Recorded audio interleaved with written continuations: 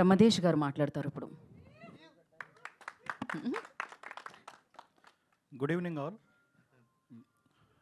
ఈ గుర్తుకొస్తున్నాయనే ప్రాజెక్ట్ నేను ఈటీవీలో స్టార్ట్ అయిన ఒక 2 మంత్స్కి ఈ ప్రాజెక్ట్ హ్యాండిల్ చేయమని నాకు ఈ అవకాశం ఇచ్చిన నితిన్ గారికి, సాయి గారికి చాలా థ్యాంక్స్.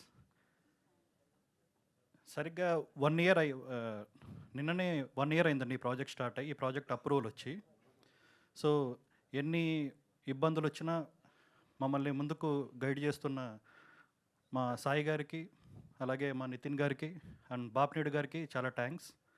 అండ్ బాపినేడు గారు జనరల్గా ఆయన బిజీ స్కెడ్యూల్లో ఒక 5 అవర్స్ ఈ స్టోరీ నరేషన్ చాలా ఇంట్రెస్టింగ్గా విన్నారండి. ఆయనకు ఎంతో నచ్చి ఎంజాయ్ చేసిన స్టోరీ ఇది. సో ఆయన ఎక్స్పెక్టేషన్స్కి ఏమాత్రం తగ్గకుండా ఈ ప్రాజెక్ట్ వస్తుంది అండ్ వచ్చిందని మేము నమ్ముతున్నాము. అండ్ అలాగే నన్ను ఎప్పుడు ఒక మెంటర్ లాగా గైడ్ చేస్తున్న మా శరత్ అన్నకి అండ్ మా ఇంత అద్భుతమైన ప్రోడక్ట్ బయటకు తీసుకొచ్చిన మా వినోద్కి అండ్ రాజశేఖర్కి అండ్ ఇంత బ్యూటిఫుల్ విజువల్స్ ఇచ్చిన మా రెహాన్కి అండ్ ఎక్స్ట్రాడినరీ బ్యాక్గ్రౌండ్ స్కోర్ ఇచ్చిన మా అజయ్ అర్సాడకి చాలా థ్యాంక్స్. మేము బాగా వచ్చిందని మేము నమ్ముతున్నాము.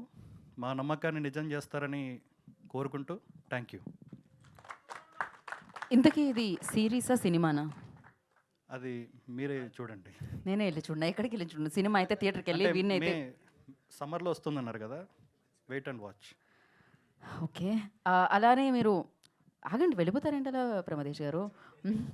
గుర్తుకొస్తున్నా చేస్తున్న టైంలో సో మీరు మర్చిపోయిన ఒక విషయం, గుర్తొచ్చిన ఒక మంచి విషయం,